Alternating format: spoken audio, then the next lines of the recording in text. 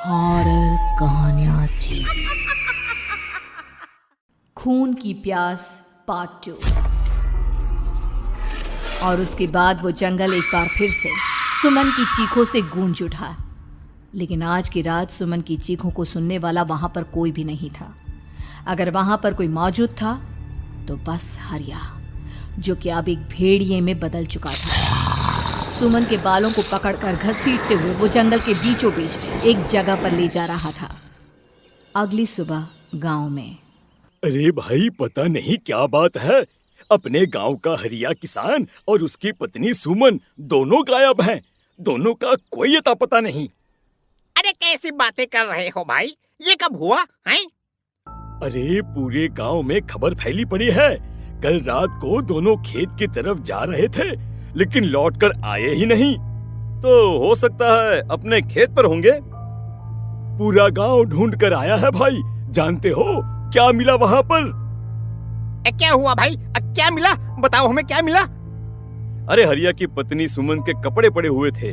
शरीर का एक एक कपड़ा फटा हुआ झोपड़ी के बाहर पड़ा था, लेकिन दोनों पति पत्नी का कोई पता ठिकाना नहीं था। अरे भाई, लेकिन उसका जो दोस्त है ना रामू किसान, उससे पता करके आते हैं ना। अब तक तो दोनों साथ ही खेत पर जाया करते थे। हाँ, हमें उसके घर जाना चाहिए भाई। चलो वहाँ चलते हैं, चलो। वो सारे लोग रामू के घर पर पहुंचते हैं। रामू अपने घर के बाहर बैठकर हुक्का पी रहा था। आज सारे के सारे लोग टोली बनाकर मेरे घर क्यों आ रहे हैं? क्या कोई मर गया क्या भाई? अरे कैसी बातें कर रहे हो? तुम्हारा सबसे अच्छा दोस्त हरिया और उसकी पत्नी गायब है और तुम यहाँ बैठकर हुक्का पिए जा रहे हो हैं? रामू ने अजीब सी नजरों से उन सब गांव वालों की तरफ देखा, जिसकी वजह से वो लोग एक बार के लिए डर गए। गायब है? अरे गायब नहीं है, मुक्ति मिल गई है। उन दोनों को मुक्ति मिली है। इस दुनिया में आकर हर इंसान पाप करता है और उसे उसके पापों के लिए मुक्ति मिलना बहुत जरूरी है। अरे ये कैसी बहकी बहकी बातें कर रहे हो भाई, हैं? और इसका चेहरा अजीब सा क्यों लग रहा है? लगता है दोस्त के मरने का गम बैठ गया है। पागल हो गया है शायद ये पागल। ये बात सुनते ही रामू चीख कर जोर से चिल्लाते हुए कहता है, पागल मैं नहीं हूँ, पागल तुम सब हो। और ये शैतानी जंगल अब तुम में से किसी को नहीं छोड़ने वाला, सबको खा जाएगा। याद रखना मेरी बात। शैतानी जंगल? कैसा शैतानी जंगल? लगता है रामू पागल हो चुका है। हमें यहाँ से चलना चाहिए भाई। चलो। तभी रामू की पत्नी बाहर आती है। नहीं, आप लोग इनकी बात का बुरा मत मानिए। 2 दिन पहले हरिया के साथ खेत पर गए थे। जब से वहाँ से आए हैं तब से ऐसी ही बातें कर रहे हैं। भगवान जाने ऐसा क्या देख लिया उन्होंने, खेत में कुछ भी बड़बड़ाते रहते हैं। लेकिन गांव के लोगों ने कमला की कोई बात नहीं सुनी और वो सब वहां से चले गए। रात अब धीरे धीरे ढलने लगी थी। तभी अचानक किसी ने धीमी सी आवाज में रामू को पुकारा। रामू, आ जाओ, मैं तुम्हारा इंतजार कर रहा हूँ। और सुनो, अपनी पत्नी को साथ लेकर आना, नहीं तो काम अधूरा रह जाएगा। ये आवाज सुनते ही रामू के चेहरे पर शैतानी मुस्कुराहट आ जाती है। वो धीमे कदमों से अपने घर के अंदर आता है। क्या हुआ? तबीयत ठीक है ना अब आपकी? मैं तुझे अपने साथ खेत पर ले जाने आया हूँ, चल। मैं तुम्हारे साथ कहीं नहीं जाने वाली। मुन्ना गहरी नींद में सो रहा है और उसे अकेला छोड़कर मैं तुम्हारे साथ खेत पर नहीं आ सकती। वैसे भी तुम्हारे उन खेतों में भगवान जाने कौन सा राक्षस घूम रहा है, मुझे तो डर लगता है। रामू गुस्से में दांत पीसता अपनी झोपड़ी से बाहर आ जाता है और कमला गहरी नींद में अपने बच्चे के साथ सो जाती है। तभी अचानक रात को रामू की झोपड़ी के ऊपर एक साया वही गाना गुनगुनाते हुए घूमने लगता है जो हरिया के मोबाइल में बजा करता था। मैं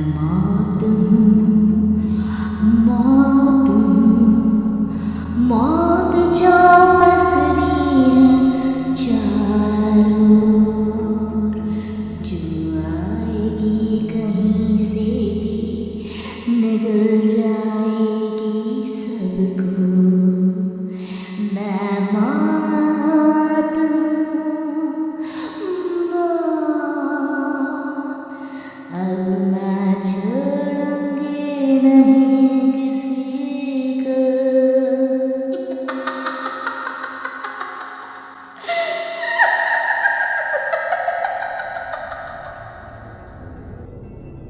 आवाज सुनकर रामू की पत्नी कमला की आंख खुलती है और वो देखती है कि उसका मुन्ना अपनी जगह से गायब था।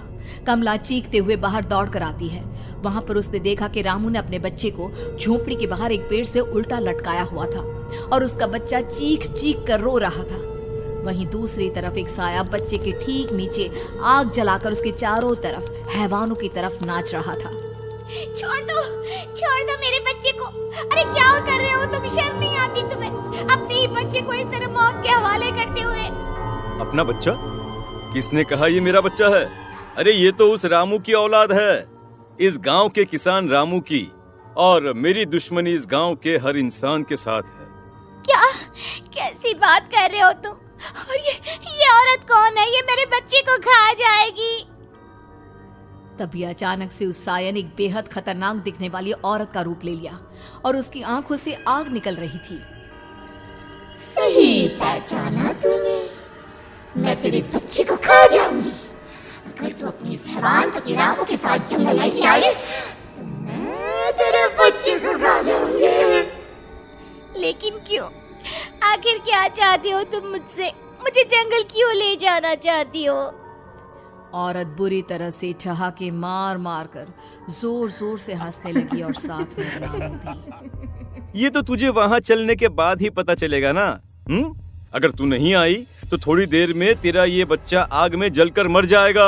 चल जल्दी। नहीं, मेरे बच्चे को छोड़ दो। तुम जहाँ कहोगे मैं तुम्हारे साथ चलने के लिए तैयार हूँ। और उसके बाद उस बच्चे को झोपड़ी में लिटाकर आगे आगे वो साया चल रहा था और उसके पीछे पीछे रामू अपनी पत्नी के बाल पकड़कर उसे घसीटते हुए जंगल की तरफ ले गया। जंगल में जाने के बाद कितनी खूबसूरत हो तुम। आज की रात बस तुम और मैं एक दूसरे के साथ रहेंगे। मुझे तुमसे बहुत डर लग रहा है। तुम्हें क्या हो गया है? तुम तो बिल्कुल ठीक थे। वो होगा जो हमारे बीच होना चाहिए। तो आओ अपने आप को मेरे हवाले कर दो। कमला ने डर की वजह से अपनी दोनों आंखें कसकर बंद कर ली थी। रामू ने बुरी तरह से चीख कर कमला से कहा, आंखें खोलो अपनी और मेरी तरफ देखो। कमला ने जैसे ही अपनी आंखें खोली उसने देखा कि रामू एक खतरनाक खूनी हैवान में बदल चुका था। कौन हो तुम? जाने दो मुझे। क्या चाहते हो मुझसे? वही जो एक आदमी एक औरत से चाहता है। मैं तुम्हारा पति रामू नहीं बल्कि इस जंगल का एक भेड़िया हूँ और आज की रात तुम्हारे खून से अपनी प्यास बुझा जाऊं। और उसके बाद वो जंगल कमला की दर्दनाक चीखों से गूंज उठा। अगली सुबह कमला के कपड़े भी जंगल में उसी तरह पाए गए जैसे कि सुमन के पाए गए थे। इस घटना के बाद पूरे गांव में दहशत का माहौल था। अपने माँ बाप की मौत और गांव में हो रहे इस तरह की घटनाओं की खबर सुनकर किशन शहर से गांव लौट आया था। अपने माँ बाप की बेदर्द मौत की वजह से वो बहुत परेशान था। तभी अचानक उसे अपने घर में खाट के नीचे पड़ा हुआ वो मोबाइल फोन मिला जो उसने अपने पापा हरिया को गिफ्ट किया था। अरे कितने प्यार से पापा के लिए मोबाइल फोन लेकर आया था। इसे एक दिन भी काम में नहीं ले पाए। और आखिर कौन है जो गांव में इस तरह की हत्याएं कर रहा है? क्या है इन सब के पीछे? क्या है? मुझे पता करना ही होगा, वरना एक दिन पूरा का पूरा गांव खाली हो जाएगा। इस गांव में एक भी जिंदा इंसान नहीं बचेगा। गांव के लोगों की मदद करने के इरादे से किशन अपने गांव से दूर एक दूसरे गांव में बहुत बड़े तांत्रिक के पास मिलने के लिए गया। तांत्रिक बाबा, अब आप ही कुछ उपाय बता सकते हैं। भगवान जाने हमारे गांव को किसकी नजर लग गई है। नजर नहीं लगी है, किसी ने तुम्हारे गांव को बद्दुआ दी है। किसी सताई हुई आत्मा का प्रकोप है और अब वो पूरे गांव में किसी को नहीं छोड़ेगी जब तक उसकी आत्मा को शांति नहीं मिल जाती। अरे लेकिन ऐसा कौन है बाबा? किसकी आत्मा है और कैसे मिलेगी उसे शांति? मौत है मौत, कहीं से भी आएगी और सबको निगल जाएगी। इससे बचने का सिर्फ एक ही उपाय है, लेकिन उस उपाय को करना आसान नहीं होगा। जो भी उस उपाय को करने की कोशिश करेगा उसकी जान जा सकती है। भले ही मेरी जान चली जाए, लेकिन मैं अपने गांव के लोगों की जान बचाने की पूरी कोशिश करूंगा बाबा। तो ठीक है, फिर अगली अमावस की रात जैसा मैं कहता हूँ वैसा ही करना। अमावस की रात तांत्रिक के बताए अनुसार किशन अपने साथ केरोसिन लेकर जंगल की तरफ चल पड़ा। उसके हाथ में देवी के मंदिर का सिंदूर भी था। किशन जंगल के बीचों बीच पहुंचा। ये देखकर उसकी आंखें फटी की फटी रह गई। वहां एक उबलते पानी का तालाब था और कई लोगों की लाश लटक रही थी। किशन के माँ बाप की लाश भी वहीं थी। माँ, बापू, क्या हो गया? ये क्या हो गया?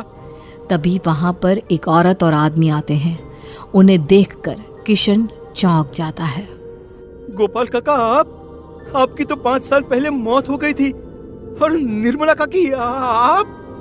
हाँ, मौत तो हो गई थी, लेकिन तुम ये नहीं जानते कि हमारी मौत कैसे हुई थी।